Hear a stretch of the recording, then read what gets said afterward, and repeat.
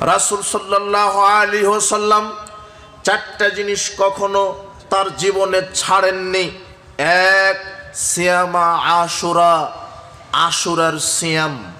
দুই, ওয়াল আশরা, জিলহজের 1 থেকে 9 তারিখ পর্যন্ত সিয়াম। জিলহজের 1 থেকে 9 তারিখ পর্যন্ত সিয়াম।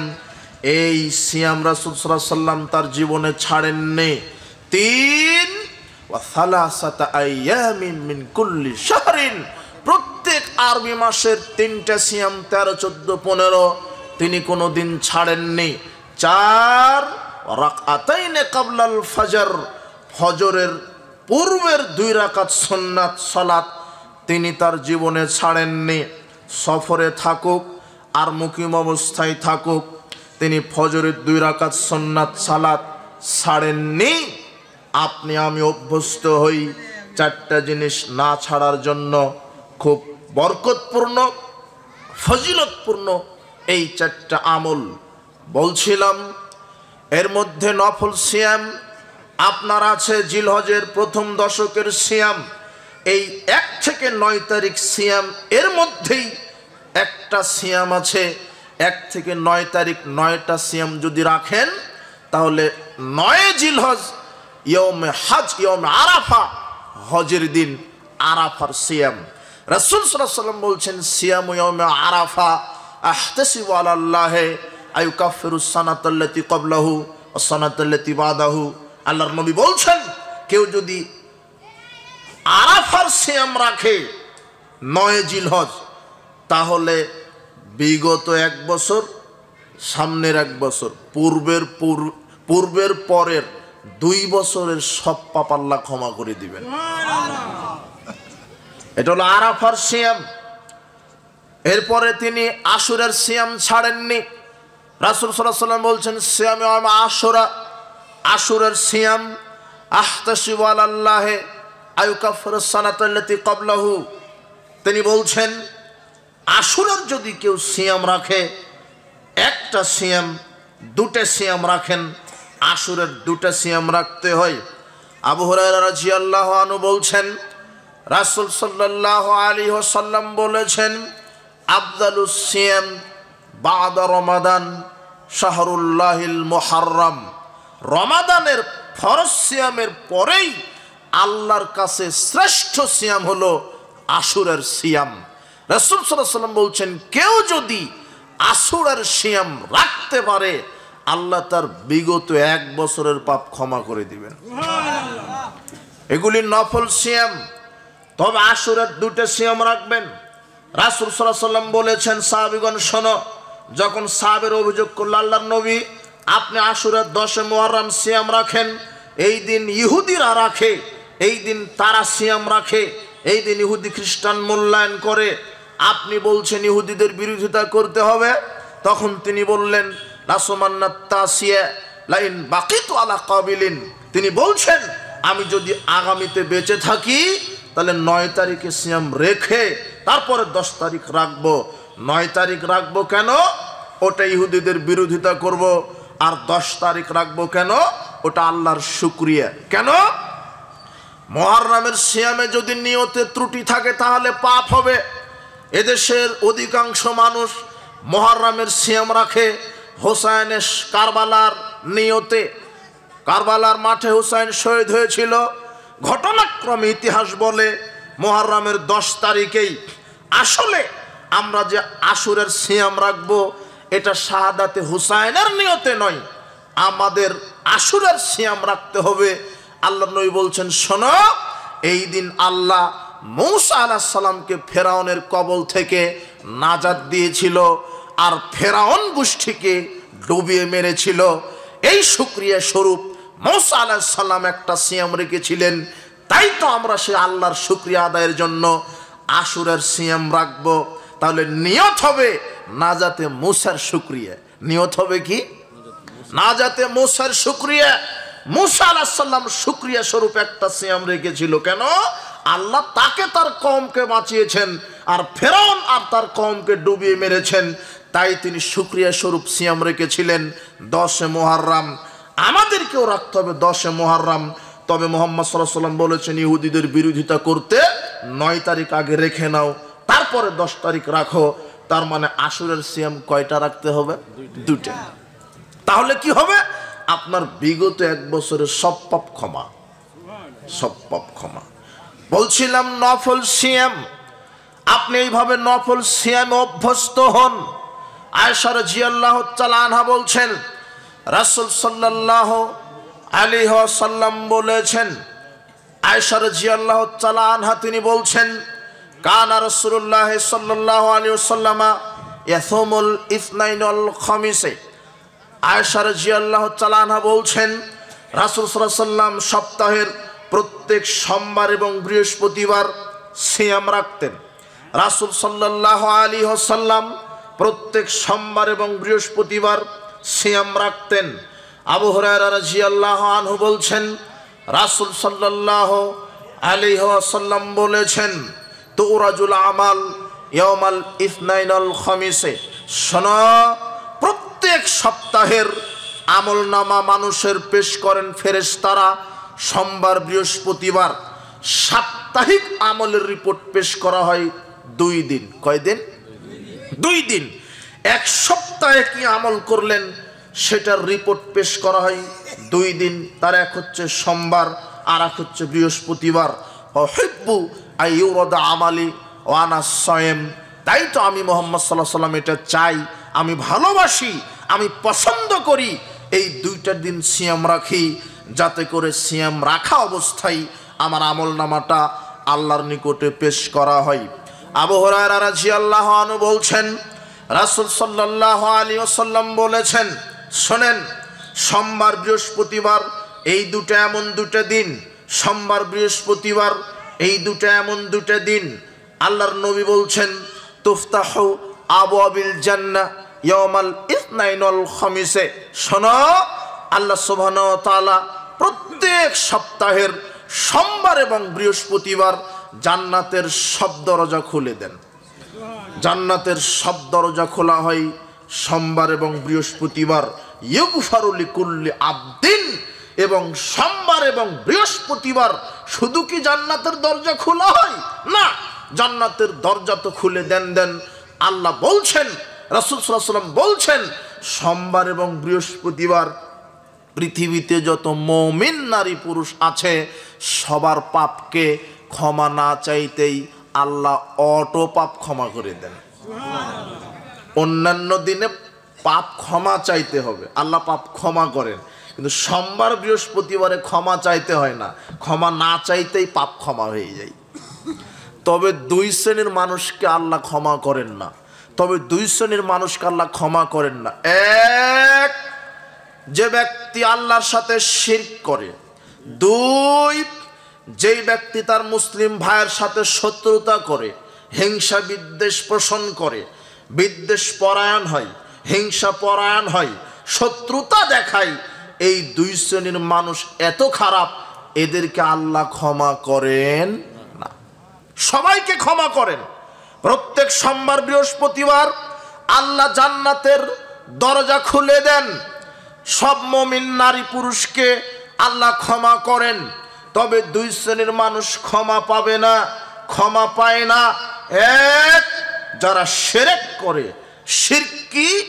আল্লাহর সমকক্ষ কাউকে নির্ধারণ করা, আল্লাহর সমকক্ষ কাউকে নির্ধারণ করা। আর শিরক হলো 2 প্রকার, 2 ধরনের, একটা ছোট শিরক, একটা বড় শিরক। যদি জীবনে বড় শিরক ঘটে যায় তাহলে আপনার ঈমান কেটে যাবে, ইসলাম বাতিল হবে। যদি জীবনে বড় শিরক ঘটে যায় আপনার জীবনে আমল বাতিল হবে, ঈমান বাতিল হবে, ইসলাম বাতিল হবে। বড় শিরক কি? মাজারে সেজদা করা, মাজারে গরু খাসি মানত করা, খানকা দরগায় মানত করা, পীরের উসিলায় জান্নাত কামনা করা, পীর মানুষের হায়াত মওত বাড়িয়ে দিতে পারে এই আকীদা পোষণ করা, পীর কবরে জীবিত থেকে মানুষকে কল্যাণ করতে পারে এই আকীদা পোষণ করা, পীরের সুপারিশ ছাড়া জান্নাত হবে না এই আকীদা বিশ্বাস করা, পীর সাহেব বুজুর্গানে দিন এরা গায়েব জানে এই আকীদা বিশ্বাস করা, পীরের দরগায় মানত করলে বিপদ কেটে যায়, বালা মুসিবত দূর হয়, এই আকীদা পোষণ করা, পীর সাহেবের মাজারে পীরের দরগায় মানত করলে বা পীরের কোনো কিছু দেওয়া, কিছু খেলে, অথবা পীরের কাছে সন্তান চাইলেই স্ত্রীর পেটে বাচ্চা চলে আসে, এই আকীদাগুলি শিরক, এগুলি বড় বড় শিরক। যদি জীবনে এগুলি ঘটে যায় তার ইসলামই বাতিল। তার কি বাতিল? ইসলাম। সেই ঈমান থেকে খারিজ হয়ে যাবে, বের হয়ে যাবে। এগুলি বড় বড় শিরকি আকীদা। যদি কারো আকীদা নবী গায়েব জানেন, এটা শিরকি আকীদা। যদি কারো আকীদা হয় মুহাম্মদ সাল্লাল্লাহু আলাইহি সাল্লামকে সৃষ্টি না করলে আল্লাহ কিছু সৃষ্টি করতো না, এটা শিরকি আকীদা। যদি কেউ বলে নবী নূরের তৈরি, এটা ভ্রান্ত আকীদা। যদি কেউ বলে মুহাম্মদ সাল্লাল্লাহু আলাইহি সাল্লাম জীবিত আছেন, জিন্দা নবী, হায়াতুন নবী, এটা শিরকি আকীদা।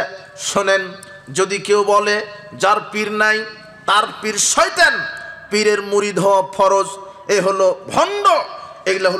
এগুলি হলো ভ্রান্ত আকীদা। যে বলে আল্লাহ নিরাকার, এটা ভ্রান্ত আকীদা। আল্লাহর আকার আছে, আল্লাহ তার নিজের পরিচয় কোরআন মাজিদে নিজে দিচ্ছেন এইভাবে, ইয়া ইবলিস মা মানাকা আন তাসজুদা লিমা খালাকতু বিয়াদাইয়া। ইবলিস, আমি যে আদমকে আমার 2 হাত দিয়ে সৃষ্টি করলাম, তাকে সেজদা দিতে তোকে কিসে বাধা দিল? আল্লাহর কয়টা হাত আছে? 2টা। কোরআন মসজিদের আয়াত। নূহ আলাইহিস সালামকে বলছেন, হে নূহ ওয়াসনাইল ফুলকা বিআয়ুনিনা, নূহ তুমি আমার চোখের সামনে নৌকা তৈরি করো। তাহলে আল্লাহর কি আছে? ফাম্মান্নার ফালাতাম তালু হাত্তা জাল্লা রিজলাহু, বিচার মাঠে জাহান্নামে অনবরত মানুষ ঢুকাবেন। এরপর আল্লাহ জাহান্নামকে বলবেন, হালিম তাআলাত, জাহান্নাম তুমি পূর্ণ হয়েছ, তুমি কি পরিপূর্ণ হয়েছ? জাহান্নাম বলবে, হাল মিন মাজিদ, আর কি কিছু আছে? তখন আল্লাহ তার পা ঢুকিয়ে দিবেন জাহান্নামে, তখন জাহান্নাম খাটো হবে। বলেন তো আল্লাহর কি থাকলো? কোরআন হাদিস আপনাকে হুবহু স্পষ্ট ব্যাখ্যায় আপনাকে বিশ্বাস করতে হবে। আল্লাহর চোখ আছে, হাত আছে, পা আছে, এগুলি বলেছেন আল্লাহ নিজে। এগুলি এক একটা আল্লাহর সিফাত। এগুলি যারা বিকৃত করবে, পরিবর্তন করবে, তারা কাফের, তারা মুশরিক। আমাকে সঠিক আকীদা পোষণ করতে হবে। এটাই হলো সঠিক আকীদা, এটাই হলো সঠিক মানহাজ। যদি কেউ বলে আল্লাহ নিরাকার, তার আকীদা নষ্ট, পচে গেছে, তার ঈমান নষ্ট হবে। যদি কেউ বলে আল্লাহ সর্বত্র সত্যগতভাবে বিরাজমান, তাহলে সে কাফের হয়ে গেছে, তার আকীদা নষ্ট হয়ে গেছে। আর রহমান আলাল আরশি ইস্তাওয়া, রহমান দয়াবান আল্লাহ আরশে উঠেছেন, আরশে সমুন্নত হয়েছেন, তিনি সত্যগতভাবে থাকেন আরশে। আর দৃষ্টি, এলেম তার শক্তিগতভাবে থাকেন সব জায়গাতে। এটাই সঠিক আকীদা। যদি কেউ বলে সত্যগতভাবে সব জায়গাতে থাকে, তাহলে এটা ভ্রান্ত আকীদা। বলছিলাম এই শিরকি আকীদা থেকে বিরত থাকবেন। বিশ্বাস করেন পৃথিবীতে কোনো জীবিত পীর হোক অথবা মরা পীর হোক, মানুষের ভালো মন্দ করার অধিকার কারণ নেই। ভালো আল্লাহর পক্ষ থেকে আসে, খারাপ আল্লাহর পক্ষ থেকে আসে। কল্যাণ অকল্যাণ, লাভ ক্ষতি, বিপদ বালা মুসিবত আল্লাহর পক্ষ থেকে আসে। আল্লাহ আমাদের নবী মুহাম্মদ সাল্লাল্লাহু আলাইহি সাল্লামকে বলছেন, ওয়ায়ামসাসকাল্লাহু বিদুররিন ফালা কাশিফা লাহু ইল্লাহু ওয়া ইউরিদুকা বিখাইরিন ফালা রাদ্দা লিফাদলি। মুহাম্মদ, আমি যদি তোমার অকল্যাণ করি, পৃথিবীর কারো ক্ষমতা নেই তোমাকে কল্যাণ দেওয়ার। আমি যদি তোমার ক্ষতি চাই, পৃথিবীর কারো ক্ষমতা নাই তোমার উপকার করার। আর আমি যদি তোমাকে উপকার করতে চাই, পৃথিবীর কোনো শক্তি নাই তোমার ক্ষতি করার। লাভ ক্ষতি, কল্যাণ অকল্যাণের মালিক কে? আব্দুল্লাহ ইবনে আব্বাস রাদিয়াল্লাহু আনহু বলছেন, কুনতু খালফা রাসূলিল্লাহ সাল্লাল্লাহু আলাইহি ওয়াসাল্লাম যাতা ইয়াউমিন, একদা আমি রাসূল সাল্লাল্লাহু আলাইহি ওয়াসাল্লামের পিছনে ছিলাম, সম্ভবত কোনো বাহনের উপরে পিছনে। রাসূল সাল্লাল্লাহু আলাইহি ওয়াসাল্লাম আমাকে বললেন, ইয়া গোলাম আলা উআল্লিমুকা বিকালিমাত, আমি তোমাকে কয়েকটা বাক্য শিখিয়ে দিই। ইহফাজিল্লাহ, সেগুলি হেফাজত করো। তুমি আল্লাহর বিধানকে হেফাজত করো। ইহফাজকা, তাহলে আল্লাহ তোমাকে হেফাজত করবেন। ইহফাজিল্লাহ, তুমি আল্লাহর তাওহীদকে হেফাজত করো। তাজিদহু তুজাহাক, তাহলে আল্লাহকে তুমি সব সময় পাশে পাবে। আল্লাহ তোমাকে তোমার কর্মে সাহায্য করবে। তোমাকে আর একটা বাক্য শিখিয়ে দিই কি, ওয়ালাম, তুমি শোনো, লাবিস্তামাত আলা আইয়ানফাউকা বিশাইইন, সারা পৃথিবীবাসী যদি একত্রিত হয়ে তোমার কোনো কল্যাণে এগিয়ে আসে, লাম ইয়ানফাউকা ইল্লা বিশাইইন কাদ কাতাবাহুল্লাহু লাক, শোনো, অতটুকুনি উপকার কল্যাণ করতে পারবে যতটুকুন আল্লাহ লিখে রেখেছেন, তার বেশি পারবে না, তার কমও পারবে না। ওয়ালা বিস্তামাউ, এবার যদি সারা পৃথিবীবাসী একত্রিত হই, আলা ইয়াদুররুকা বিশাইইন, তোমার কোনো অকল্যাণ করার জন্য, কোনো ক্ষতি করার জন্য, লাম ইয়াদুররুকা ইল্লা বিশাইইন কাদ কাতাবাহুল্লাহু আলাইক, শোনো, অতটুকুনি অকল্যাণ ক্ষতি করতে পারবে যতটুকুন আল্লাহ লিখে রেখেছেন। রুফিয়াতিল আকলাম জাফাতিস সুহুফ, শোনো, কলম উঠানো হয়েছে, খাতা বন্ধ করা হয়েছে। পৃথিবীর কোনো পীর বাবা, গাউস কুতুব বাবার ক্ষমতা নাই যে মানুষের কল্যাণ অকল্যাণ করতে পারে। ক্ষমতা কার হাতে? আল্লাহ। পৃথিবীর কারো ক্ষমতা নাই মানুষকে সন্তান দিতে পারে, ওটা কার হাতে? আল্লাহ বলছেন ইয়াখলুকু মাইয়াশা, আমি যাকে ইচ্ছা তৈরি করি। ইহাবলি মাইয়াশাউ ইনাসা ওয়া ইহাবলি মাইয়াশাউ যুকুর, আমি যাকে ইচ্ছা ছেলে দেই, যাকে ইচ্ছা মেয়ে দিই, আরে যাকে ইচ্ছা ছেলে মেয়ে উভয় দিই। ওয়া ইয়াজালু মাইয়াশাউ আকিমা, যাকে ইচ্ছা আমি বন্ধ করে রাখি, কিছুই দেই না। এই ক্ষমতা কার? আল্লাহ। এই জন্য কবর খানকায় মাজারে মানত করা শিরক, কবর খানকা মাজারে সেজদা দেওয়া শিরক, এগুলো পূজা করা শিরক, পীর পূজা শিরক, কবর পূজা শিরক, ছবি মূর্তিকে মূল্যায়ন করা শিরক, এগুলি বড় বড় শিরক। যদি আপনার জীবনে ঘটে যায়, আপনার ঈমান নষ্ট হবে, আমল বাতিল হবে, ইসলাম থেকে বের হয়ে যাবেন। এরপর আপনাকে বলি, তাবিজ ঝুলানো বড় শিরক। কেউ যদি বিশ্বাস করে তাবিজ ঝুলালে রোগ ভালো হয়, তাবিজ ঝুলিয়ে রাখলে বালা মুসিবত কেটে যায়, তাহলে সে ইসলাম থেকে বের হয়ে গেছে। শোনেন, উকবা ইবনে আমির রাদিয়াল্লাহু আনহু বলছেন, আকবালা ইলাইহি রাহতুন ইলান নবী সাল্লাল্লাহু আলাইহি সাল্লাম, 10 জন ব্যক্তি মুহাম্মদ সাল্লাল্লাহু আলাইহি সাল্লামের কাছে আসলেন ইসলাম কবুল করবেন বলে। বায়াতি সাতা নাম সাকানা হেদিন, আল্লাহর নবী 9 জনকে ইসলাম কবুল করালেন, একজনকে ইসলাম কবুল করালেন না। তখন সাহাবীগণ বললেন, ইয়া রাসূলুল্লাহ, বায়াতা তিসআতান ওয়া তারাকতা হাযা, আপনি 9 জনকে ইসলামের উপরে বায়াত দিলেন আর একজনকে ছেড়ে দিলেন, মানে কি অপরাধ? তখন তিনি বলছেন, শোনো সাহাবীগণ, ইন্না আলাইহি তামিমা, এই ব্যক্তির শরীরের ভিতরে তাবিজ আছে। ফাদ খালা ইয়াদাহু ফাকাতাহা, লোকটি এটা শোনার সাথে সাথে তাবিজ ছিঁড়ে ফেলে দিলেন। ফাবায়াহু, এরপরে তিনি রাসূল সাল্লাল্লাহু আলাইহি ওয়াসাল্লাম তাকে ইসলাম কবুল করিয়ে দিলেন। তারপরে তিনি বললেন, শোনো, মান আলাকা তামিমা ফাকাদ আশরাকা, যে ব্যক্তি তাবিজ ঝুলালো সে শিরক করলো, যে ব্যক্তি তাবিজ ঝুলালো সে শিরক করলো। আশ্চর্য কথা, এই হাদিস জাতি কবে বুঝবে? এদেশের আলেম ওলামা কবে হাদিস বুঝবে? আশ্চর্য কথা, শরীরের ভিতরে তাবিজ থাকা অবস্থায় একজন ব্যক্তি কালেমা শাহাদাত পাঠ করে মুসলমান হওয়ার যোগ্যতা রাখে না। শরীরে যদি তাবিজ থাকার কারণে একজন ব্যক্তি মুসলিম হওয়ার যোগ্যতা রাখে না, আর সেই দেশে দেশের এক শ্রেণীর হুজুরেরা সালাতের ইমামতি করে, আবার তাবিজও বিক্রি করে। ও মুসলমানই না, ইমাম আবার কখন হবে? সেই দেশে এক শ্রেণীর হাজী সাহেব তাবিজ হাতে কোমরে ঝুলিয়ে উমরা করতে যাই, তওয়াফ করতে যাই, হজ করতে যাই। ও মুসলমানই না, হজ কখন কবুল হবে? সাবধান, আগে আকীদাকে শিরক মুক্ত করেন। এগুলি বড় বড় শিরক, ছোট ছোট শিরক যদি ঘটে যায় তাহলে আমল নষ্ট হবে, কোনোভাবে ইসলামটা ঠিক থাকে। ছোট শিরক কি? কুলক্ষণ, আত্মাইরুতু শিরকুন, কুলক্ষণ গ্রহণ করা শিরক, কুলক্ষণ অশুভ ফল গ্রহণ করা শিরক। কুলক্ষণ মানে কোন নারীর মুখ দিকে উঠেছিলাম, কাজটা সফল হলো না, এই কথা বলা কুলক্ষণ। পিছন থেকে ডাকলে যাত্রা শুভ হয় না, এই কথা বলা কুলক্ষণ। স্বামীর নাম ধরে ডাকা যায় না, এই কথা বলা কুলক্ষণ। টিকটিকি ঠিক ঠিক করছে, কথা ঠিক, এটা হলো কুলক্ষণ। আপনি বাজারে যাওয়ার জন্য রেডি হয়েছেন, আপনার স্ত্রী বলছে অমুক লোক মারা গেছে, তখন বলছেন প্রথমে মৃত্যুর খবর, তাহলে বাজারে যাব না, এটা কুলক্ষণ। সকালে দোকানের দ্বারের কাছে গেছেন, বাকি কিছু নেবেন, দোকানদার বলছে সকালে আমি বাকি জিনিস বিক্রি করব না। কেন? যদি প্রথমেই বাকি দিই সারাদিন বাকিতেই যাবে। এটা হলো কুলক্ষণ। যমজ দুটা কলা খেলে যমজ বাচ্চা হয়, এটা হলো কুলক্ষণ। সমাজে কত কুলক্ষণ আছে, এগুলি শিরক। রাত্রে ঘরের আবর্জনা ঝাড়ু দেওয়া যায় না, গাছ থেকে ফল পাতা পাড়া যায় না, স্বামী স্ত্রী অপবিত্র অবস্থায় কিছু করতে পারে না, এগুলি কুলক্ষণ। স্বামী এবং স্ত্রী অপবিত্র অবস্থায় ব্যবসা করবে, চাকরি করবে, কৃষিকাজ করবে, ভাত রান্না করবে, গোয়াল ঘর থেকে গরু বাহির করবে, সার্বিক দুনিয়াতে যত কাজ আছে সবই করবে। শুধু করবে না সালাত, শুধু করবে না কোরআন তেলাওয়াত, শুধু রাখবে না সিয়াম, এছাড়া সবই করতে পারে। এগুলি যদি আপনার জীবনে ঘটে থাকে, তাহলে আপনার বয়স যদি 80 বছর হয়, তাহলে 80 বছরের সব আমল আল্লাহ ডিলিট করে দিবেন।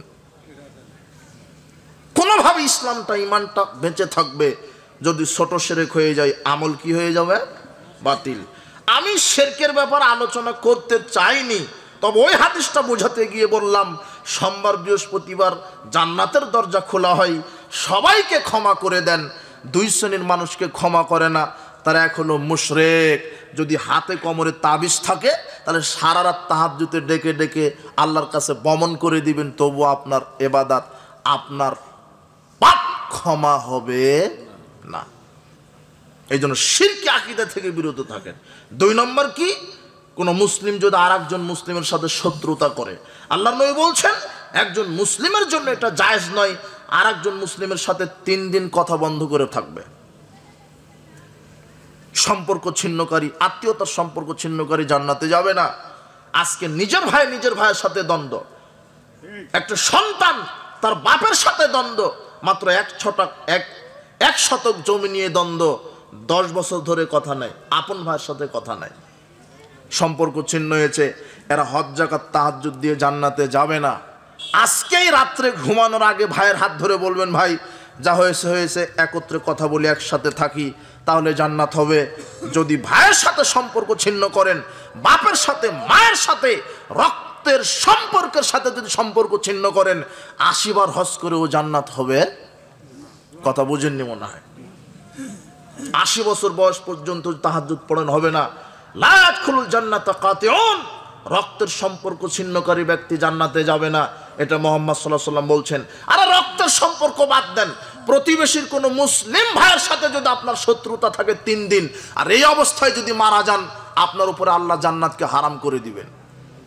নিজের রক্তের সম্পর্ক বাদ দেন, প্রতিবেশীর সাথে যদি আপনার সুসম্পর্ক না থাকে, শত্রুতা থাকে, সম্পর্ক ছেদন করেন, হিংসা, অহংকার, অহমিকা, দাম্ভিকতা দেখিয়ে যদি চলেন, তাহলে এই অবস্থায় আল্লাহ আপনার পাপ ক্ষমা করবে না, জান্নাত হবে না। রাসূল সাল্লাল্লাহু আলাইহি ওয়াসাল্লাম বলছেন, কোন মুসলিম যদি আরেকজন মুসলিমের সাথে 1 বছর কথা বলা বন্ধ করলো, তাহলে সে এমন অপরাধ করলো যে সে যেন তাকে হত্যা করে ফেললো। সাবধান। 2 জন মুসলিম পরস্পর শত্রুতা থাকলে এদেরকে কে ক্ষমা করবে না?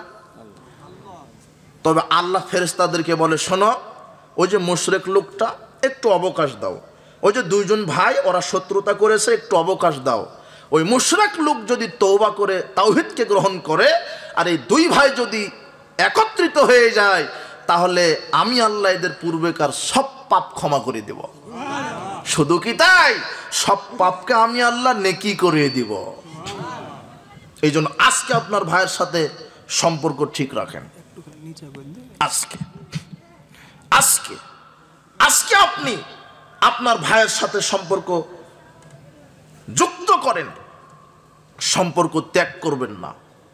বলছিলাম যে নফল সিয়াম, আর কি আছে নফল সিয়াম? এইভাবে আপনি যত নফল সিয়াম আছে, এই সিয়ামগুলি রাখেন। সোমবার বৃহস্পতিবার, এরপরে মাসে 3টা সিয়াম, আশুরের সিয়াম, আরাফার সিয়াম, আইয়ামে বীজের সিয়াম, এরপরে জিলহজের প্রথম দশকের আমলগুলি বেশি বেশি 1 থেকে 9 তারিখ সিয়াম। তো নফল সিয়ামের ফজিলত কি?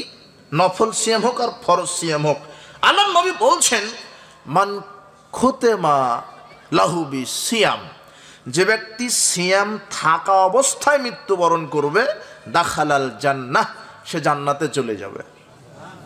হাদিস বুঝেননি মনে হয়। মানে সিয়াম থাকা অবস্থায় যদি মারা যেতে পারেন তাহলে কোথায় যাবেন? আল্লাহর নবী বলছেন যে কেউ যদি কোনো মুসলিম যদি শুক্রবার বা জুমার দিন, শুক্রবার শব্দটা ভালো নয়, জুমাবার বলবেন, রাসূল বলছেন কেউ যদি জুমার দিনে অথবা রাতে মারা যায় তাহলে এর ফজিলত কি? আল্লাহ তার কবরের শাস্তি থেকে তাকে বাঁচিয়ে দিবেন। তো এই ফজিলত আপনি জানেন, কিন্তু এই ফজিলত তো আরো বেশি ফজিলত কি? আপনার জুমার দিন হোক আর বৃহস্পতিবার হোক, সোমবার হোক, মঙ্গলবার হোক, যদি সিয়াম থাকা অবস্থায় মারা যান তাহলে কবরের শাস্তি শুধু নয়, সিয়াম থাকতে থাকতে মারা গেলে আল্লাহ আপনাকে জান্নাতে প্রবেশ করাবেন। এই জন্য সিয়াম বেশি বেশি থাকার চেষ্টা করেন, বেশি বেশি নফল সিয়াম পালন করবেন। বলছিলাম যে রমাদান ও সিয়াম, রমাদান ও সিয়াম এই বিষয়ে বক্তব্য দেওয়ার পূর্বেই শাবান মাসের কয়েকটা আলোচনা করতে গিয়ে আপনাদের সামনে নফল সিয়ামের বিবরণ আমরা দিলাম। এখন সংক্ষেপে রমাদান এবং সিয়াম সম্পর্কে কয়েক মিনিট কথা। রমাদান মাস ফজিলতের মাস, বরকতের মাস, রহমতের মাস। যারা আমাদের দেশে লিফলেটে বলে 10 দিন রহমত, 10 দিন নাজাত, 10 দিন মাগফিরাত, এটা হলো জাল কথা, মিথ্যা কথা, এই কথা ঠিক নয়। তার মানে এরকম হচ্ছে নাকি যে প্রথম 10 দিন কি রহমত, তার মানে শেষের 20 দিন আর রহমত নাই? তাহলে এরা কতখানি পাগল, কথা বুঝেননি মনে হয়। এরপরে দ্বিতীয় 10 দিন কি মাগফিরাত, তার মানে প্রথম 10 দিনও মাগফিরাত নাই, শেষের 10 দিনও কি নাই, মাগফিরাত নাই। আর শেষের 10 দিন কি নাজাত, তার মানে উপরের 20 দিনে নাজাত নাই, শুধু শেষের 10 দিন নাজাত। তার মানে উপরের 20 দিনে যারা মৃত্যুবরণ করলো বা সিয়াম রাখলো এরা ফাও ফাও, এরকম নাকি? জি না। অথচ আবু হুরায়রা রাদিয়াল্লাহু আনহু বলছেন, রাসূল সাল্লাল্লাহু আলাইহি ওয়াসাল্লাম বলেছেন, ইদা দাখালা রমাদান, যখনই রমাদান শুরু হয়, ফুতিহাত আবওয়াবু রাহমা, আল্লাহ রমাদানের 30টা দিনই রহমতের সব দরজা খুলে দেন। তাহলে এই বেকুবদেরকে এটা তো বুঝতে হবে। আর যেন এই যে লিফলেটে এইভাবে 10 দিন করে ভাগ করানো হয়, আল্লাহ এদেরকে সঠিক হাদিসের বুঝদান করো। রমাদানের টোটালি রহমত, টোটালি দয়া, টোটালি ক্ষমা, টোটালি মাগফিরাত, টোটালি নাজাত। 10 দিন করে ভাগ করলেন কেন? আল্লাহর দয়া অত সংকীর্ণ নয়, আল্লাহর নাজাত অত সংকীর্ণ নয়। দেখেন আবু হুরায়রা রাদিয়াল্লাহু আনহু বলেন, রাসূল সাল্লাল্লাহু আলাইহি ওয়াসাল্লাম বলেছেন, ইযা কানাত আউয়ালু লাইলাতিন মিন শাহর রমাদান, রমাদানের প্রথম রাত্রি আসার সাথে সাথে কি হয়? সুফিদাতিশ শায়াতিন ওয়া মারাদাতুল জিন্নে, শয়তান এবং অবাধ্য জিনগুলিকে আল্লাহ বেঁধে ফেলেন। ওয়া গুল্লিকাত আবওয়াবুন নার, জাহান্নামের সব দরজা আল্লাহ বন্ধ করে দেন। লাম ইউফতা মিনহা বাব, আর একটা দরজাও খোলা হয় না। ওয়া ফুতিহাত আবওয়াবুল জান্নাহ, জান্নাতের সব দরজা খুলে দেওয়া হয়। লাম ইউগলাক মিনহা বাব, জান্নাতের দরজা বন্ধ করা হয় না। ইউনাদি মুনাদিন, এই মাসে এক আহ্বানকারী আহ্বান করে বলেন, ইয়া বাগিয়াল খায়রে আকবিল, হে কল্যাণের অগ্রযাত্রীরা, হে কল্যাণের অন্বেষণকারীরা, তোমরা প্রতিযোগিতা করো, সামনের দিকে এগোও, সামনের দিকে সৎ আমলের প্রতিযোগিতা করো। ইয়া বাগিয়ে শাররে, হে অকল্যাণের অগ্রযাত্রীরা, তোমরা কি করো? আকসির, স্টপ, থেমে যাও, তোমরা থেমে যাও, তোমরা পাপ কাজ করা থেকে থেমে যাও। শোনো, ওয়ালিল্লাহি উতাকাউ মিনান নার, আল্লাহ এই রমাদান মাসে বহু জাহান্নামী নারী পুরুষকে নাজাত দিয়ে জান্নাতে দেন। আল্লাহ এই রমাদান মাসে বহু জাহান্নামী নারী পুরুষকে নাজাত দিয়ে জান্নাতে দেন। যালিকা কুল্লা লাইলাতিন, আর এরকম ভাবে আল্লাহ জাহান্নাম থেকে মুক্তি দিয়ে দিয়ে জান্নাতে দেন রমজানের প্রত্যেকটা রাত্রিতে। প্রত্যেকটা না, শুধু শেষের 10 রাত্রি? কথা বুঝেননি মনে হয়। আমি ওটা বোঝাতে গিয়ে এই হাদিসটা ইবারত করলাম।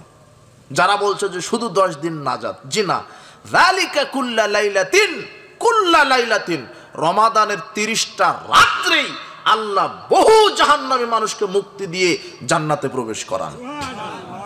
এটা শুধু 10 দিন নয়। এজন্য এই ভ্রান্ত আকীদা থেকে, এই বিশ্বাস থেকে, এই আমল থেকে ফিরে আসতে হবে। বলছিলাম রমাদানের গুরুত্ব। মালিক বিন হুয়াইরিস বিন মালিক বিন হাসান, তিনি তার পিতা থেকে, পিতার সূত্রে বর্ণনা করছেন। তিনি বলছেন, সাইদা রাসূলুল্লাহ সাল্লাল্লাহু আলাইহি ওয়াসাল্লাম মিম্বারা, রাসূল সাল্লাল্লাহু আলাইহি ওয়াসাল্লাম একদা মেম্বারে আরোহণ করলেন। রাসূল সাল্লাল্লাহু আলাইহি ওয়াসাল্লাম একদা মেম্বারে আরোহণ করলেন। ফালাম্মা রাকিয়া আতামাতান, মেম্বারের যখন প্রথম থাকায় পা দিলেন তখন বললেন আমিন। সুম্মা রাকিয়া উখরা, দ্বিতীয় থাকায় যখন পা দিলেন তখন বললেন আমিন। সুম্মা রাকিয়া আতাবাতান সালিসাতান, তৃতীয় থাকাতে যখন পা দিলেন তখন বললেন আমিন। এটা বলার পরে বলছেন, শোনো সাহাবীগণ, আতানি জিবরিল, আমার কাছে জিবরাইল এসেছিল। এসে 3টা কথা বলল। এক, মান আদরাকা রমাদান, যে ব্যক্তি রমাদান মাস পাওয়ার পরেও ইউগফারু লাহু, নিজের পাপকে ক্ষমা করিয়ে নিতে পারলো না। যে ব্যক্তি রমাদান মাস আসার পরেও সিয়াম থেকে তওবা করে, দান সাদকা করে, বেশি বেশি ইস্তিগফার পাঠের মাধ্যমে নিজের পাপকে মুক্ত করিয়ে নিতে পারলো না, ফাআবাদাহুল্লাহ, আল্লাহ তাকে ধ্বংস করুন। এটা এইভাবে বদদুয়া করছেন জিবরাইল আমার কাছে এসে। তখন আমি মেম্বারে প্রথম থাকাতে পা দিয়ে বলছি আমিন, আল্লাহ তুমি আসলে এদেরকে ধ্বংস করো। চিন্তা করেন, দোয়া করছেন কে? জিবরাইল। আর সুপারিশ করছেন কে? মুহাম্মদ সাল্লাল্লাহু আলাইহি ওয়াসাল্লাম। তাহলে এরা কত কপাল পোড়া, যারা রমাদান মাস পর পর নিজের ইবাদত করে পাপ ক্ষমা করে নিতে পারলো না। দ্বিতীয়বার আমিন বললেন কেন? জিবরাইল বলছেন, মান আদরাকা ওয়ালিদাইহি আও আহাদাহুমা, যে ব্যক্তি পিতামাতার একজন অথবা উভয়কে বৃদ্ধ অবস্থায় পেল, ফাদাখালান নার, তাদের খেদমত করে জান্নাতে যেতে পারলো না, জাহান্নামে গেল, আল্লাহ তাকে ধ্বংস করুন। তখন তিনি বললেন আমিন। তৃতীয় থাকাতে পা দিয়ে আমিন বললেন কেন? জিবরাইল বলছেন, মান যুকিরতা ইনদাহু ফালাম ইসাল্লি আলাইক, আপনার নাম যার সামনে উল্লেখ করা হলো আর সে যদি দরুদ না পড়ে, আল্লাহ তাকে ধ্বংস করুন। মুহাম্মদ সাল্লাল্লাহু আলাইহি ওয়াসাল্লাম। এখন মুহাম্মদ সাল্লাল্লাহু আলাইহি ওয়াসাল্লাম, মুহাম্মাদের নাম শুনেছেন, এরপরে দরুদ পড়ছেন না। তখন জিবরাইল বলছে আল্লাহকে ধ্বংস করুন। আর আমিন বলে রেখেছে কে?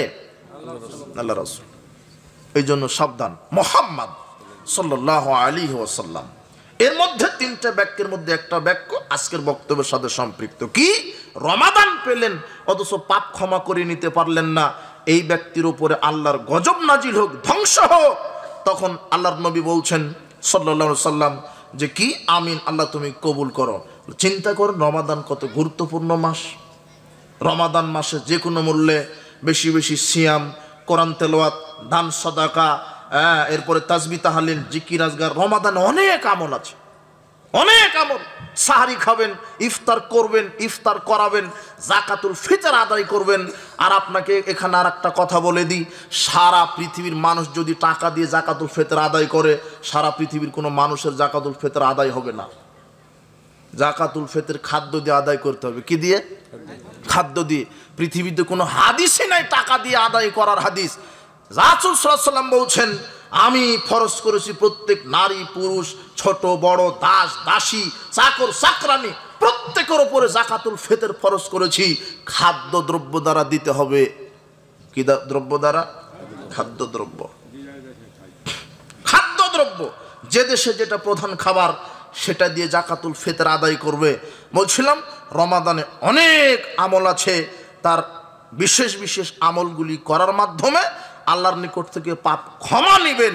যে ব্যক্তি নিতে পারলো না, তার উপরে জিবরাইল আলাইহিস সালামের বদদোয়া আছে, আর সুপারিশ আছে কার? মুহাম্মদ সাল্লাল্লাহু আলাইহি ওয়াসাল্লামের। এই জন্য সাবধান। বলছিলাম সিয়ামের গুরুত্ব, ফজিলত। আবু হুরায়রা রাদিয়াল্লাহু আনহু বলেন, রাসূল সাল্লাল্লাহু আলাইহি ওয়াসাল্লাম বলেছেন, কুল্লু আমাল ইবনে আদম ইউযাফুল হাসানাতি বিআশরি আমসালিহা ইলা 700 যায়ফ। আদম সন্তানের একটা আমলের নেকি 1 থেকে 10 করা হয়, 10 থেকে 700 করা হয়। ক্বাল আল্লাহু তাআলা ইল্লা সাওম, তবে আল্লাহ বলছেন না সিয়াম ব্যতীত। ফাইন্নাহু লি ওয়া আনা আজজি বিহি, কেন সিয়ামের তো নেকি হবে না। কেন? সিয়াম আমার জন্য রাখে মানুষ, আর সিয়ামের প্রতিদান আমি আল্লাহ নিজে দিব। সিয়ামের প্রতিদান আমি আল্লাহ নিজে দিব। এখানে আর একটা কথা আপনাকে বলে রাখি, পৃথিবীতে 3টা আমল আছে, 3টা আমলের কোনো নেকি নাই। 3টা আমল আছে, 3টা আমলের কোনো নেকি নাই। এক, সিয়াম, সিয়ামের কোনো নেকি নাই। সিয়ামের প্রতিদান আল্লাহ নিজে দিবেন। তার 2টা আল্লাহ প্রকাশই করেছেন। একটা প্রকাশ করেছেন এইভাবে যে আমার সাথে সায়েমেরা বিচার মাঠে আমার সাক্ষাৎ লাভ করবে, এটা বিচার মাঠে। আর এখানে আর একটা পাওয়া যায়, আল্লাহর সাথে সাক্ষাৎ তো জাহান্নামে হবে না, কোথায় হবে? জান্নাত। তার মানে সিয়ামের প্রতিদান সরাসরি জান্নাত, কোনো নেকি নাই। 2, ধৈর্য। ধৈর্য, রাসূল সাল্লাল্লাহু আলাইহি ওয়াসাল্লাম বলছেন হাদিসে কুদসিতে, আল্লাহ সুবহানাহু ওয়া তাআলা বলছেন, ইয়া আদম ইন সাবারতা ওয়াহতাসাবতা ইনদা সাদমাতিল উলা। হে আদমের বাচ্চারা শোনো, তোমরা ধৈর্য ধারণ করো, প্রথমে ধৈর্য ধারণ করো। মানুষকে 2 ঘন্টা গালি দেওয়ার পরে আর বলবেন না যে না এখন আর গালি দিব না, এখন ধৈর্য ধারণ করি, এটা ধৈর্য নয়। প্রথমে ধৈর্য। বিপদ এসেছে, ধৈর্য। আপনার ব্যবসা বাণিজ্য, কৃষি, গরু ছাগল, চাকরি চলে গেছে, মারা গেছে, ক্ষতি হয়েছে, ধৈর্য। মামলায় পড়েছেন, ধৈর্য। মানুষ আপনাকে গালি দেয়, ধৈর্য। বিপদে পড়েছেন, ধৈর্য। সন্তান জন্মগ্রহণ করার পরে এই তো 2 মিনিট পরে মারা গেছে, ধৈর্য। আল্লাহ জন্ম দিয়েছিলেন, আল্লাহ এই সন্তানকে পৃথিবীতে জন্ম দিয়েছেন, আল্লাহ নিয়েছেন, এটা ধৈর্য ধারণ করেন।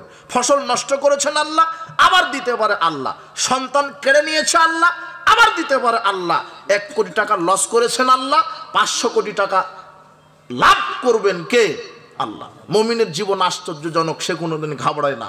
সে সব সময় বলে, বিপদে পড়লেও বলে আলহামদুলিল্লাহ, আবার ক্ষতির মধ্যে থাকলেও বলে আলহামদুলিল্লাহ।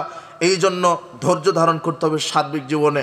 আর সবচেয়ে বড় ধৈর্য হলো, বিপদ থেকে ধৈর্য ধরার নাম নয়, সবচেয়ে বড় ধৈর্য হলো পাপ কাজ থেকে নিজেকে কন্ট্রোলে রাখা।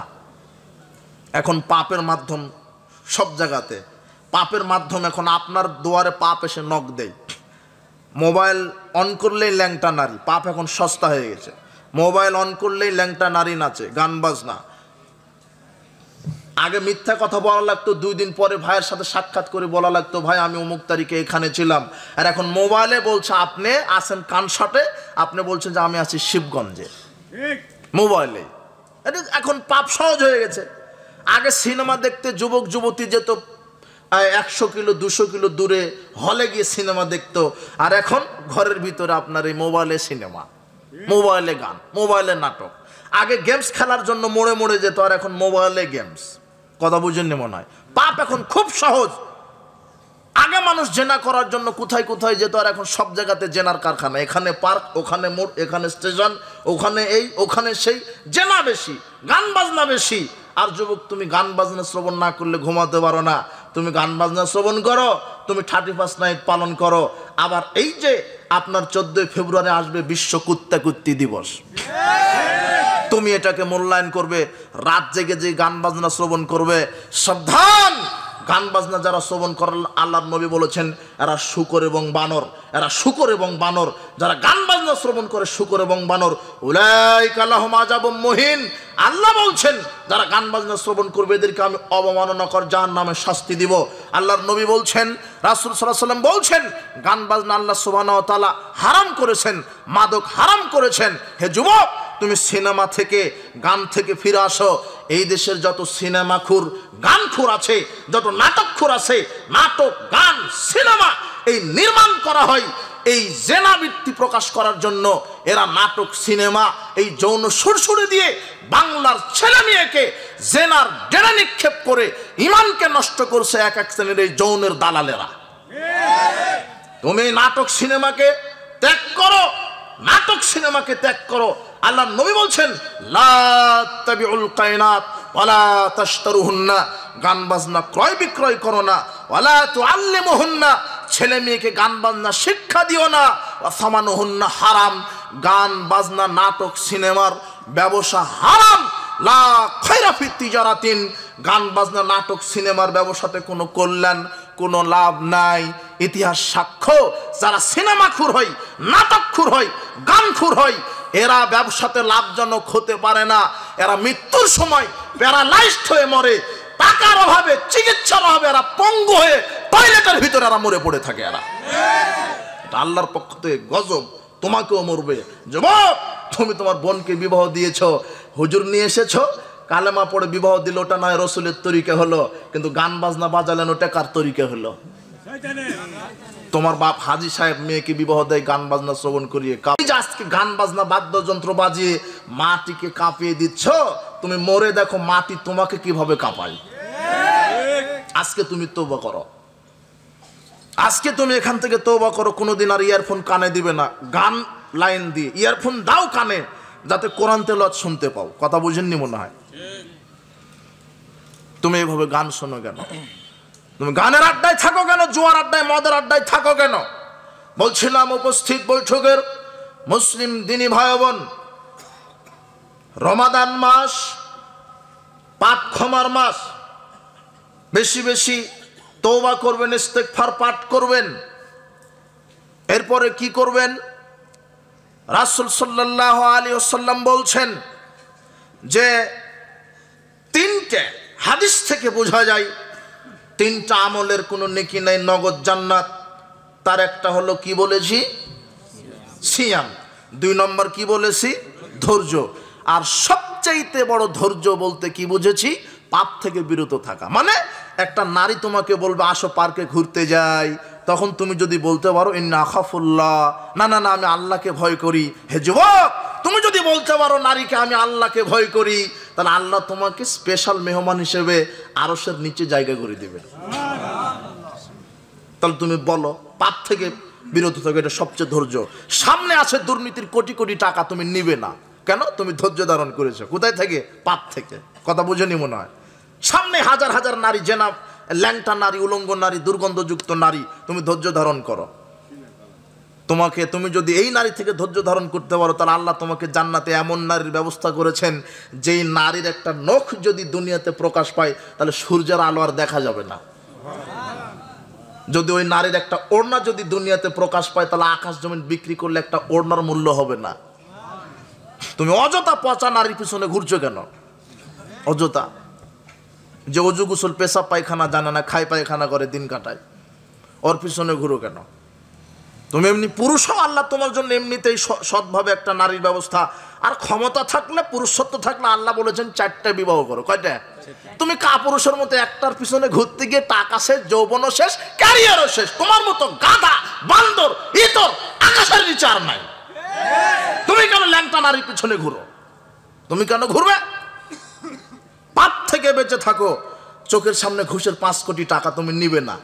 কাকে ভয় করছো? এই যে তুমি ধৈর্য ধারণ করলে, এটা হলো সবচাইতে বড় ধৈর্য। আল্লাহ বলছেন অনাহান নাফসানিল হাওয়া, যে প্রবৃত্তিকে কন্ট্রোল করতে পারে মাদক থেকে, ঘুষ থেকে, জুয়া থেকে, দুর্নীতি থেকে, সুদ থেকে, যৌনতা থেকে, গান বাজনা থেকে, জুয়া থেকে, লটারি থেকে নিজের প্রবৃত্তিকে যে বাঁচিয়ে রাখবে, ফাইনাল জান্নাত হিয়াল মাওয়া, আমি তার উপরে জান্নাতুল মাওয়াকে ওয়াজিব করে দিব। এটাই সবচেয়ে বড় ধৈর্য। ধৈর্য ধারণ করো। আর ধৈর্যের প্রতিদান কি? আল্লাহ বলছেন লামারদালাকা সাওয়াবান, আমি তোমাকে নেকি দিয়ে ছোট হব না, আমি তোমাকে নেকি দিয়ে ছোট করব না, আমি তোমাকে নেকি দিয়ে সন্তুষ্ট হব না। দুনাল জান্নাহ, নেকির ধৈর্যের প্রতিদান আমি সরাসরি তোমাকে জান্নাত দিব। কি দিবেন? জান্নাত। 3 নম্বর আমল হজ। আল হজ্জুল মাবরুর লাইসা লাহু জাযা, কবুল হজ। কবুল হজের কোনো নেকি নাই। দুনাল জান্নাহ, কবুল হজের সরাসরি প্রতিদান হচ্ছে জান্নাত। তাহলে কয়টা আমল পাওয়া গেল যার নেকি নাই? 3টে। 1 হলো কি? সিয়াম। 2 হলো ধৈর্য। 3 কি? কবুল হজ। তার মধ্যে এখন আজকের বক্তব্যের সাথে সম্পৃক্ত কোন বিষয় বলো তো? সিয়াম। সিয়ামের কি নাই? নেকি নাই। সরাসরি প্রতিদান কি? জান্নাত। লিসামে ফারহাতান, আর সিয়ামের জন্য 2টা আনন্দ আছে। কয়টা? ফারহাতুন ইনদা ফিতরিহি, ইফতার করার সময় একটা আনন্দ। যে সারাদিন সিয়াম রাখার পর ইফতার নিয়ে বসে, তার যে কত আনন্দ। ও 15-20 মিনিট আগে সব নিয়ে বসেছে, খেজুর, বাঙ্গি, তরমুজ, আপনার শরবত, মুড়ি, ছামোচা, বেগুনি, অনেক নিয়ে বসেনি। ও 15 মিনিট আগেই বসেছে, কি আনন্দ। আর একটু পর পর ঘড়ি দেখে, আর সময় হচ্ছে না কেন, সময় হচ্ছে না কেন। ওর মতো আনন্দ আর পৃথিবীতে কেউ নেই, এটা আল্লাহ বলছেন। সে অপেক্ষায় আছে, খাচ্ছে না, কার ভয়ে? আল্লাহর অনুমতি না হওয়া পর্যন্ত খাচ্ছে না। যখন সূর্য ডুবে যায় ওর আনন্দ দেখবেন কি, কোনটা থেকে কোনটা খাবে। একবার খেজুর খাবে না, তরমুজ খাবে না, বাঙ্গি খাবে, কি খাবে, কি আনন্দ তার। কিন্তু যারা সিয়াম না রেখে ইফতারের ভান করে তাদের কি হয়? সিয়াম না রেখে ইফতারের ভান করে, এদের কেমন হয় জানেন? ছাগলে ঘাস খেলে যেমন হয় ওদের ওরকম লাগে। কথা বুঝেননি মনে হয়? ইন্দা ফিতরিহি, ইফতারের সময়। 2 ইনদা লিকাই রাব্বিহি, আর দ্বিতীয় আনন্দ হবে জান্নাতে আল্লাহর সাথে সাক্ষাৎ লাভ করার সময়। এটা হলো সিয়াম।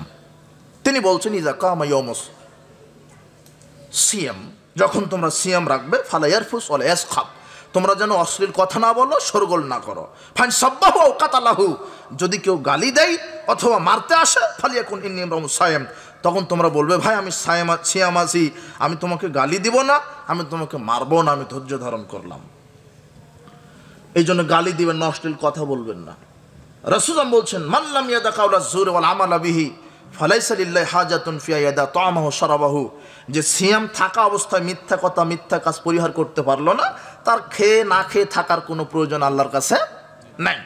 সিয়াম থাকে মিথ্যা কথা বলেন, সিয়াম থেকে গান বাজনা নিয়ে বসে আছেন, সিয়াম থেকে ছক্কা লুডু নিয়ে বসে আছেন, ওনাকে সময় কাটাচ্ছে, ল্যাংটা নারীর দিকে সময় কাটায়, ওই সিয়ামের কোনো মূল্য আল্লাহর কাছে নাই। তাহলে সিয়াম রাখতে হবে। সিয়ামের অনেক ফজিলত, এখানে আর একটা ফজিলত বলি, আলোচনা সংক্ষিপ্ত করব। আর একটা ফজিলত হচ্ছে ইন্না ফিল জান্নাতে বাবান ইউকালু লাহু রায়্যান, জান্নাতে একটা দরজা আছে, সেই দরজার নাম কি? রায়্যান।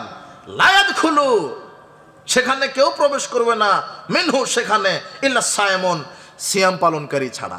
সিয়াম পালনকারী ছাড়া ওই দরজা দিয়ে কেউ প্রবেশ করতে পারবে, তাদের জন্য স্পেশাল দরজা, নাম কি? রায়্যান। সিয়াম, সিয়াম এত গুরুত্বপূর্ণ। সিয়ামের গুরুত্ব ফজিলত অনেক হাদিস বর্ণিত হয়েছে। এখন আমরা সংক্ষেপে সামনের দিকে এগিয়ে যাব। তাহলে এইভাবে সিয়ামের গুরুত্ব বর্ণনা হলো। তো সিয়াম এভাবে রাখবেন। এরপর আমরা সংক্ষেপে এখন আলোচনা করব সাহারি খাওয়া সম্পর্কে। কি খাওয়া? সাহারি। আনাস রাদিয়াল্লাহু আনহু বলছেন রাসূল সাল্লাল্লাহু আলাইহি ওয়াসাল্লাম বলেছেন তাসাহহারু ফাইন্না ফিস সাহরি বারাকাত, তোমরা সাহারি খাও কেননা সাহারিতে বরকত রয়েছে। তোমরা সাহারি খাও কেন? সাহারিতে বরকত রয়েছে। তাসাহহারু ওয়ালাউ বিজুরআতিন মিন মাইন, এক ঢুক পানি হলেও সাহারি খাও। ফাসলুমা বাইনানা সিয়ামিনা সিয়ামাহালিল কিতাব আখলাতু সাহারি, আমাদের এবং ইহুদি খ্রিস্টানের মধ্যে সিয়ামের পার্থক্য হলো ইহুদি খ্রিস্টান সিয়াম রাখে, সাহারি খায় না, আর আমরা মুসলিম সিয়াম রাখবো, আমরা সাহারি খাবো। আব্দুল্লাহ ইবনে ওমর রাদিয়াল্লাহু আনহু বলছেন রাসূল সাল্লাল্লাহু আলাইহি ওয়াসাল্লাম বলেছেন ইন্নাল্লাহা ওয়া মালাইকাতাহু ইউসাল্লুনা আলাল মুতাসাহহিরিন, নিশ্চয় আল্লাহ যারা সাহারি খায় তাদের উপরে রহমত বর্ষণ করেন, আর ফেরেশতা তাদের জন্য আল্লাহর কাছে ক্ষমা প্রার্থনা করেন। তাহলে সাহারি খাবেন, এক ঢুক পানি হলেও খাবেন। ঘটনাক্রমে যদি সাহারি, হ্যাঁ, এই চাদর নিয়ে যাবে বাচ্চারা, কি মাদানী সাহেব আসছে? আসতেছে, আচ্ছা, চাদরটা ছাড়ছে। আপনারা কৃপণতা না করে, অনেকে গাড়ি নিয়ে মনে আসছেন, গাড়ির ভাড়াটা রেখে যার যা আছে কৃপণতা করবেন না। যদি পকেটে রেখে দেন কৃপণতা করে, ওটা কে দেখতে পাবে? যার যা আছে দিয়ে দিবেন। এই যে যুবকেরা এটা প্রোগ্রামটা করেছে, আপনারা চান না এরকম প্রোগ্রাম হোক? জি চাই। এই যুবকেরা কনসার্টের আয়োজন করতে পারতো না? হ্যাঁ, এইভাবেই করে এনারা। তো সার্বিকভাবে সহযোগিতা করে যাবেন। যাক, তাহলে সাহারি খাবেন, সাহারিতে বরকত রয়েছে। সাহারি খাবেন, সাহারিতে বরকত রয়েছে। এরপরে ইফতার, ইফতার করবেন। রাসূল সাল্লাল্লাহু আলাইহি ওয়াসাল্লাম বলছেন ইযা আফতারা আহাদুকুম, যখন তোমরা ইফতার করবে, ফালিফতির আলা তামরিন, খেজুর দ্বারা ইফতার করবে। কি দ্বারা? ফাল্লাম ইয়াজিদ ফালিফতির আলা মাইন ফাইন্নাহু তুহুর, আর যদি খেজুর না পাও তাহলে পানি দিয়ে ইফতার করবে, কেননা পানি কি? পবিত্র। আব্দুল্লাহ ইবনে ওমর রাদিয়াল্লাহু আনহু বলছেন, রাসূল সাল্লাল্লাহু আলাইহি ওয়াসাল্লাম যখন ইফতার করতেন, ইফতারের নির্দিষ্ট কোনো দোয়া নেই, ইফতারের শুরুতে বলবেন বিসমিল্লাহ। কি? বিসমিল্লাহ। এরপর রাসূল সাল্লাল্লাহু আলাইহি ওয়াসাল্লাম বলতেন যাহাবাজ জামাউ ওয়াবতালাতিল উরুকু ওয়া সাবাতাল আজরু ইনশাআল্লাহ। ইফতার করার পরে পানি পান করে আল্লাহর কাছে বলতেন, আল্লাহ আল্লাহ আমার তৃষ্ণা দূর হলো, শিরা উপশিরা সিক্ত হয়ে গেল, আল্লাহ চাহে তো জান্নাত নির্ধারিত হয়ে গেল। সাবাতাল আজরু এর নেকি নির্ধারণ হলো, মানে এর অনুবাদ হবে জান্নাত নির্ধারণ হলো। কেন? সিয়ামের তো নেকি নাই। কথা বুঝেননি মনে হয়? আল্লাহ চাহে তো জান্নাত কি হয়ে গেল? নির্ধারণ হয়ে গেল, ওয়াজিব হয়ে গেল। সুবহানাল্লাহ। এই দোয়াটা পাঠ করবেন, মান ফাত্তারা সায়মান ফালাউ মিসলু আজরিহি। এরপরে শুধু ইফতার করবেন না, আর একজনকে করাবেন। রাসূল বলছেন, কেউ যদি কাউকে ইফতার করায়, ও সিয়াম রেখে যত নেকি, ইফতার করানোর কারণে তার সমপরিমাণ নেকি। এক গ্লাস পানি দিয়ে ইফতার করান, একটা খেজুর দিয়ে ইফতার করান, তাহলে ইফতার নিজে করবেন, ইফতার করাবেন। সাল বিন সাদ রাদিয়াল্লাহু আনহু বলছেন, রাসূল সাল্লাল্লাহু আলাইহি ওয়াসাল্লাম বলেছেন, লা ইয়াজালুন নাসু বিখাইরিন মাযালুল ফিতরা। মানুষ ততদিন পর্যন্ত কল্যাণের উপরে বিজয় থাকবে যতদিন তাড়াতাড়ি ইফতার করবে। কিসে ইফতার করবে? তাড়াতাড়ি। আবু হুরায়রা রাদিয়াল্লাহু আনহু বলছেন, রাসূল সাল্লাল্লাহু আলাইহি ওয়াসাল্লাম বলেছেন, লা ইয়াজালুদ্দীনু যাহিরান মাযালান নাসুল ফিতরা। মানুষ ততদিন দিনের উপরে প্রকাশ্যভাবে বিজয়ী থাকবে, মানুষ ততদিন দিনের উপরে বিজয় থাকবে যতদিন মানুষ তাড়াতাড়ি ইফতার করবে। লিআন্নাল ইয়াহুদা ওয়ান নাসারা আখিরুন। কেননা ইহুদি খ্রিস্টান দেরিতে ইফতার করে। কারা দেরিতে ইফতার করে? এখানে তাড়াতাড়ি বলতে রাসূল সাল্লাল্লাহু আলাইহি ওয়াসাল্লাম সহিহ বুখারীর 1954 নম্বর হাদিসে বলছেন, ইযা গরাবাতিশ শামস ফাকাদ আফতারাস সায়েম। সূর্য ডোবার সাথে সাথে সায়েম ইফতার করবে। সূর্য ডোবার সাথে সাথে। কিন্তু আমাদের দেশে কিছু বুদ্ধিজীবী আছে। কি আছে? বুদ্ধিজীবী। এরা ইফতারের টাইম টেবলে লিফলেটে লিখে দেয়। এরা এত বুদ্ধিজীবী, মানে ওহী নাজিল হয়তো এদের উপরে, শয়তান ওহী নাজিল করে এদের। বলে দিচ্ছে যে সূর্য ডুবার সময় 6:45, ইফতারের সময় 6:48। মাইরাই দিল। কয় মিনিট যোগ করে দিল? 3 মিনিট। 3 মিনিট ওর বাপের। শয়তান বলেছে তুই 3 মিনিট যোগ কর। ও বলছে যে 16 ঘন্টা না খেয়ে থাকতে পারলাম, 3 মিনিট 5 মিনিট পর সতর্কতা। কি পরহেজগার দেখাচ্ছে। অথচ আল্লাহর নবী বলছেন সূর্য ডুবার সাথে সাথে কি করবে? ইফতার। তো সূর্য ডুবলো কখন, ও ইফতার করলো কখন? আর ওরাই আমাদেরকে গালি দেয়, আমরা কি ইহুদিদের দালাল। এটা হারামখোর বলে কি রে, বিবেক বুদ্ধি সব এদের পায়খানা হয়ে গেছে। তা আমরা সূর্য ডুবার সাথে সাথে ইফতার করি। আল্লাহর নবী বলছেন লিআন্নাল ইয়াহুদা ওয়ান নাসারা আখিরুন। ইহুদি খ্রিস্টান দেরিতে ইফতার করে। তো আমরা সূর্য ডুবার সাথে সাথে ইফতার করে ওদের দালালি করলাম, না আপনারা দেরিতে ইফতার করে আপনারা দালালি করলেন? কথা বুঝেননি মনে হয়। তার মানে যারাই সতর্কতামূলক নিজের যুক্তি ইস্তেহাদ খাটিয়ে এইভাবে 3 মিনিট 5 মিনিট যোগ করে দেরিতে ইফতার করছে, তারা ইহুদিদের দালালি করছে। আমরা দালালি করিনি। কোন সাহসে বলেন আমাদের ইহুদি খ্রিস্টানের দালাল?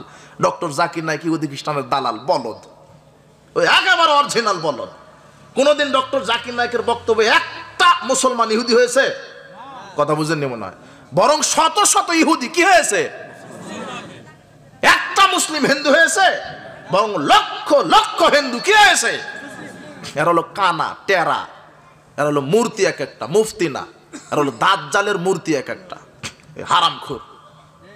কথা বুঝেছেন? আহলে হাদিস, সালাফ, সালাফি, এটা হলো সুগন্ধির মতো। কিসের মতো? যত নাড়া দিবেন তত প্রসারিত হবে। একটা মসজিদ ভেঙে দিবেন, 100টা আহলে হাদিস মসজিদ আল্লাহ প্রতিষ্ঠিত করে দিবে বাংলার জমিনে। একটা প্রোগ্রাম বন্ধ করবেন থানাতে গিয়ে, আরো 10টা প্রোগ্রাম করার জন্য আহলে হাদিসের যুবকেরা রেডি হয়ে আছে। আহলে হাদিস মুভমেন্ট এই আন্দোলনকে দাবিয়ে রাখতে পারবে না। ফেরাউন ডুবে মরেছে, নমরুদ জুতার বাড়ি খেয়ে বিদায় নিয়েছে। আজকেও যদি আহলে হাদিসের বিরুদ্ধে কেউ ষড়যন্ত্র করে, সেই আল্লাহ আজও তাদেরকে ডুবানোর জন্য রেডি হয়ে আছেন, জুতার বাড়ি দিয়ে বিদায় করার জন্য রেডি হয়ে আছেন। এই জন্য সাবধান। আজকে সারা বিশ্বময় কোরআন এবং সহিহ হাদিসের জোয়ার উঠেছে, সকল বিধান বাতিল করো, ওহির বিধান কায়েম করো। আরে 5 আগস্টের ছাত্রদের আন্দোলন শুধু মূর্তি ভেঙেছে, এইবারে আহলে হাদিস আন্দোলন এটা বলছে যে আগামীতে আহলে হাদিস যুব সমাজ যদি তাওহীদের ঝান্ডা নিয়ে এই জাহেলিয়াতকে লাথি মারে, যেদিন বাংলাদেশের এই 16 কোটি, এই 18 কোটি মুসলমান, 18 কোটি মুসলমান যেদিন ঘরে ঘরে রাস্তায় এসে বলবে সকল বিধান বাতিল করো, ওহির বিধান কায়েম করো, সেই দিন বাংলাদেশে রাত ইসলাম কায়েম হয়ে যাবে ইনশাআল্লাহ। এই বুলেট ব্যালেট দিয়ে ইসলাম কায়েম হবে না, বুলেট ব্যালেট দিয়ে ভণ্ডরা নেতা হয়, সুরেরা নেতা হয়, দুর্নীতিবাজেরা নেতা হয়। একটা নেতা হতে লাগে 10 কোটি, 20 কোটি, 100 কোটি। ও 100 কোটি খরচ করে 1000 কোটি চুরি করার ধান্দা দেয়। সাবধান। এই জন্য সালাফি মানহাজ আহলে হাদিসের ছায়াতলে আসবেন। আর আপনাদেরকে দাওয়াত দিই, আগামী 13 এবং 14 ফেব্রুয়ারি বৃহস্পতিবার, শুক্রবার আহলে হাদিস আন্দোলন বাংলাদেশ আহলে যুব সংঘ কর্তৃক তাবলিগি ইজতেমা প্রফেসর ডক্টর মোহাম্মদ আসাদুল্লাহ গালিবের নেতৃত্বে অনুষ্ঠিত হবে।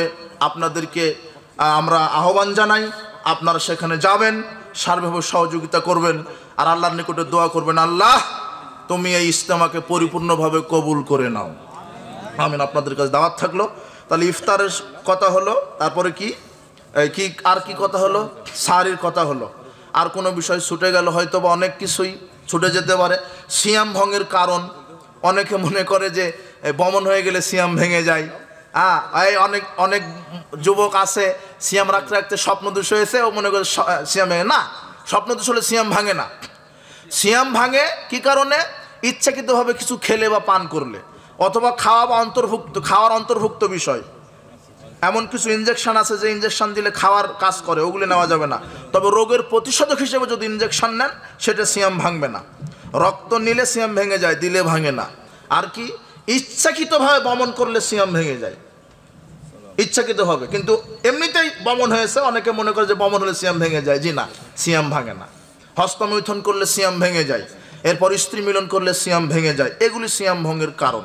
তো আমরা আল্লাহ সুবহানাহু ওয়া তাআলার নিকট দোয়া করি, আল্লাহ আমাদেরকে সুস্থ নেক দীর্ঘ হায়াত দান করুন এবং রমাদানে আমাদেরকে পৌঁছে দেওয়ার তৌফিক দান করুন, আমিন। এবং সুস্থ থেকে যেন আমরা রমাদানে ঈমান এবং নেকির আশায় আমরা যেন সিয়াম পালন করতে পারি, সেই তৌফিক তুমি দান করো। বারাকাল্লাহু ফিকুম, জাযাকুমুল্লাহ খায়র। আখিরু দাওয়ানা আলহামদুলিল্লাহি রাব্বিল আলামিন।